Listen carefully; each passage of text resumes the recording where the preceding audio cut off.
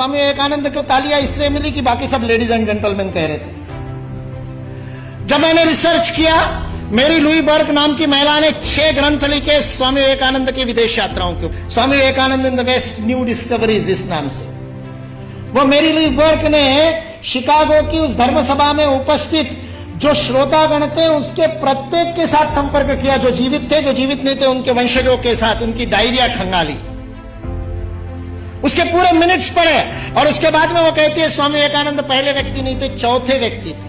उनसे पहले 3 लोगों ने ब्रदर्स एंड सिस्टर्स नाम का संबोधन किया था। श्रीलंका से एक बौद्ध साधु गए थे, धम्मपाल अंगीकारा, उन्होंने किया था। एक बौद्ध भिक्खु जापान से आए थे, उन्होंने भी यही बंधु और भगिनी वाला संबोधन किया था। और तीसरे प्रताप चंद्र मजुमदार थे, जो भारत से ही गए थे, थियोसॉफिकल सोसाइटी के प्रतिनिधि थे, उन्होंने भी किया था। स्वामी विवेकानंद चौथे थे।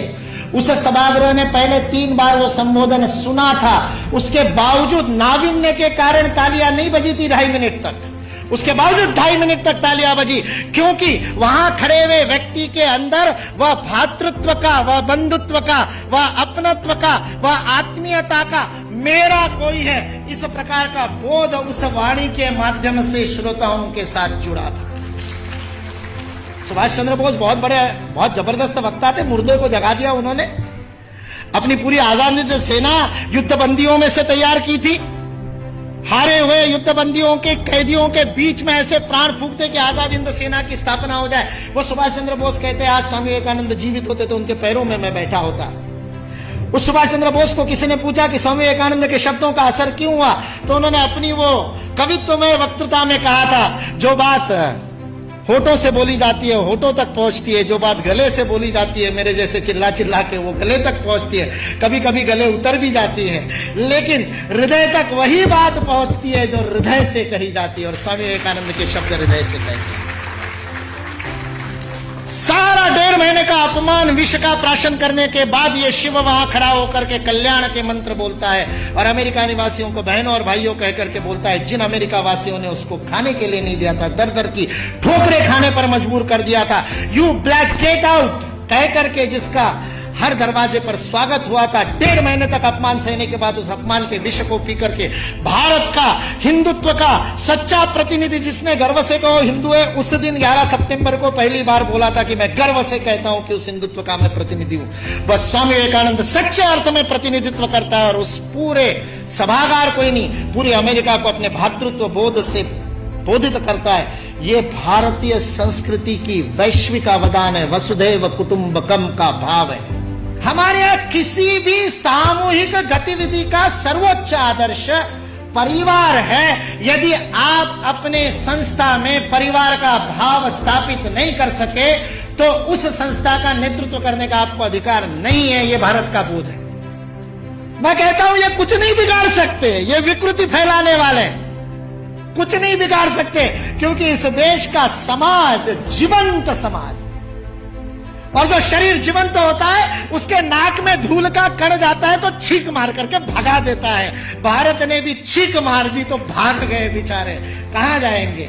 और आज जिस बात के ऊपर हंसते थे उन सारी बातों को स्वीकार करने के लिए विश्व मजबूर है, विवश है।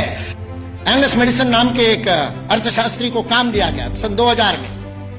जिस कालगणना की आप दोनों ने बात की, उस कालगणना में 1000 की गिनती बड़ी महत्वपूर्ण थी, क्योंकि बाइबल में लिख दिया कि 1000 वर्ष जब पूरे हो जाएंगे तो मिलेनियम पूरा होगा। और मिलेनियम का बाइबलिकल अर्थ है कि उस दिन वापस आएगा क्राइस्ट, और उसके बाद में सबका जजमेंट होगा और सबको कौन किसने पास में बैठेगा वो तय होगा, और जिसने नहीं माना होगा उन सबको जहन्नुम में भेज दिया जाएगा।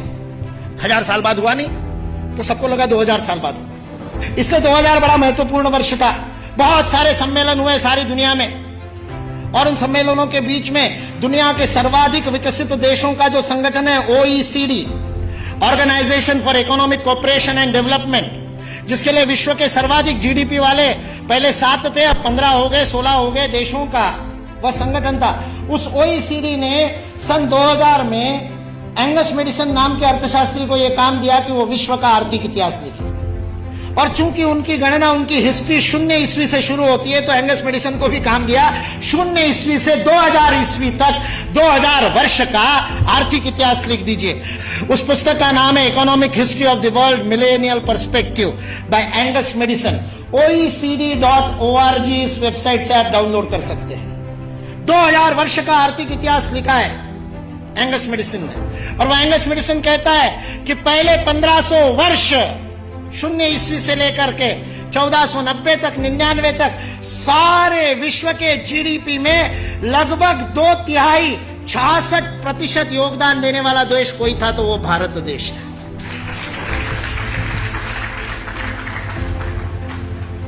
मैं सोच रहा था, इतिहास का मैं विद्यार्थी हूं, आपके जैसा इतना अध्ययन तो नहीं किया, लेकिन मैं सोच रहा था ये 1500 से क्या संबंध है। तो पता चला वास्को दी गामा 1498 में आया था।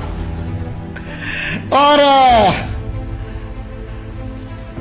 मतलब उसने भारत को खोजा, ऐसा हम लोग भी लिखते हैं, तो उससे पहले कोई गुम हो गया होगा। जो गुम हुआ भारत था वो विश्व के 2/3 जीडीपी को प्रोड्यूस करने वाला, और केवल प्रोड्यूस करने वाला नहीं, विश्व को समृद्धि का अवदान देने वाला, वितरण करने वाला। विल ड्यूरांड अमेरिकन इतिहासकार है, 11 खंडों में उसने लिखी है हिस्ट्री ऑफ सिविलाइजेशन। वह विल ड्यूरांड लिखता है सारे विश्व को संपदा का वितरण करने वाला कोई देश होगा तो वह देश भारत देश है। वितरण शब्द प्रयोग किया है, लेन देन नहीं, वितरण करने वाला देश। सारे दुनिया में हमारे व्यापारी जाते थे। वो वास्को दी गामा को भी हमारे ये गुजरात का व्यापारी, वास्को दी गामा ने अपनी डायरी में लिखा है, वो गुजरात का व्यापारी पानी के जहाज लेकर के उसको मिला साउथ अफ्रीका में। उसको तो भारत मिला नहीं था। इसने कहा अच्छा भारत खोज रहे हैं, चलो मैं ले चलता हूं। उसको मसाले भरने थे, इसलिए वो कालीकट गया, इसलिए वास्को दी गामा को कालीकट ले गया, नहीं तो भरूच ले आता गुजरात में। फिर हमारे इतिहास वाले लिखते कि वास्को दी गामा भारत को खोजता खोजता भरूच पहुंच गया। वास्को दी गामा को भारत के व्यापारी कान्हा भाई ने खोजा, मिल गया, और उसको कहते हैं भारत खोजना है, चल भाई मैं दिखाता हूं, चल मेरे साथ, और साथ में ले। ये वास्को दी गामा ने अपनी डायरी में लिखा है, वो बेईमान नहीं है, उसको छिपा करके इतिहास की किताबें लिखने वाले बेईमान। वास्को दी गामा की डायरी का उद्धरण दिए बिना हमारे को गलत इतिहास पढ़ाने वाले बेईमान है।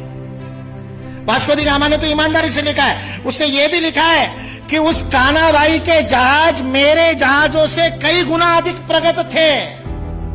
40 खेने वाले लगाने के बाद भी मेरे जहाज को उतनी गति नहीं थी, जो उससे 3 गुना बड़े 3 मंजिल वाला जिसके ऊपर डेक था, ऐसे जहाज को केवल 16 नाविक खेते थे। ऐसा कान्हा भाई का जहाज था। भारत की विज्ञान और तकनीकी की स्थिति अंग्रेज इस देश में आए तब सारे विश्व से अधिक उन्नत थी। ये अंग्रेजों में से कुछ ईमानदार इतिहासकारों ने लिख करके रखा। इसलिए जो इस गलतफहमी में है कि अंग्रेज इस देश में नहीं आते तो भारत में तो कोई विज्ञान ही नहीं होता, वो इस बात को समझ ले कि अंग्रेज इस देश में नहीं आते तो केवल भारत का ही नहीं, विश्व का विज्ञान आज है उससे अधिक प्रगत होता। रंग केसरी हो या मृदंग केसरी हो या कि केसरी हो ताल, तुम ये सोच लो।